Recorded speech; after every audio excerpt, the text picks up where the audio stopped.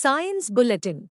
Realme C67 5G ने सी series में सबसे ज्यादा ऑफलाइन बिक्री के साथ बाजार में बनाया दबदबा।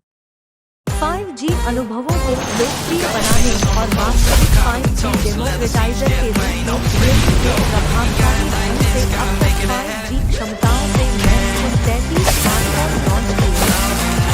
14 दिसंबर को Realme ने अपनी चैंपियनशिप सीरीज में नवीनतम एडिशन Realme C67 5G पेश किया। यह नया मॉडल अब तक के लाइनअप में सबसे अधिक फीचर से भरपूर डिवाइस के रूप में सामने आया है। विशेष रूप से यह 5G कंपैटिबिलिटी प्रदान करने वाला सी सीरीज का पहला फोन भी है। किफायती मूल्य पर अत्याधुनिक तकनीक की पेशकश करने के लिए Realme की दृढ़ प्रतिबद्धता इसकी सी सीरीज में स्पष्ट रूप से दिखाई देती है, जो भारत में 30 मिलियन से अधिक के पर्याप्त ग्राहक आधार का दावा करती है। शेयरचैट ने 200 कर्मचारियों को नौकरी से निकाला।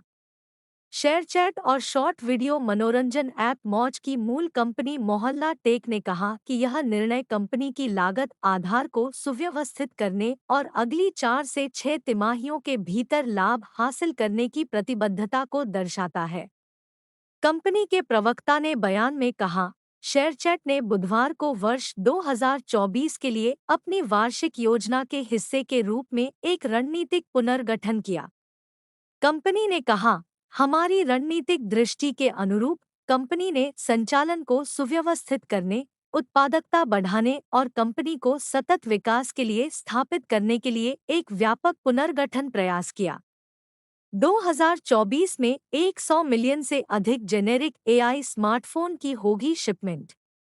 2027 तक जेनएआई स्मार्टफोन शिपमेंट 83% CAGR से बढ़ते हुए 522 मिलियन यूनिट तक पहुंचने की संभावना है। 2023 में जेनेरिक AI स्मार्टफोन की हिस्सेदारी बाजार में 4% होगी और अगले साल इसकी दोगुनी होने की संभावना है। अनुसंधान निदेशक तरुण पाठक ने कहा, समग्र स्मार्टफोन बाजार में जेनएआई स्मार्टफोन की हिस्सेदारी अगले साल तक एकल अंक में होगी। लेकिन ये संख्याएं उस उत्साह और विपणन अतिशयोक्ति को सटीक रूप से प्रतिबिंबित नहीं करेंगी जो हम देखने की उम्मीद कर रहे हैं। 2030 तक 3 गुना हो जाएगा देश का डिजिटल मीडिया और मनोरंजन उद्योग। इंटरनेट यूजरों की बढ़ती परिपक्वता के साथ साथ डिजिटल मीडिया पर बढ़ते खर्च से अन्य व्यापक चुनौतियों जैसे डिजिटल विज्ञापन खर्च में गिरावट के कारण बाजार में आई हालिया मंदी से इस क्षेत्र को उबरने में मदद मिलने की उम्मीद है।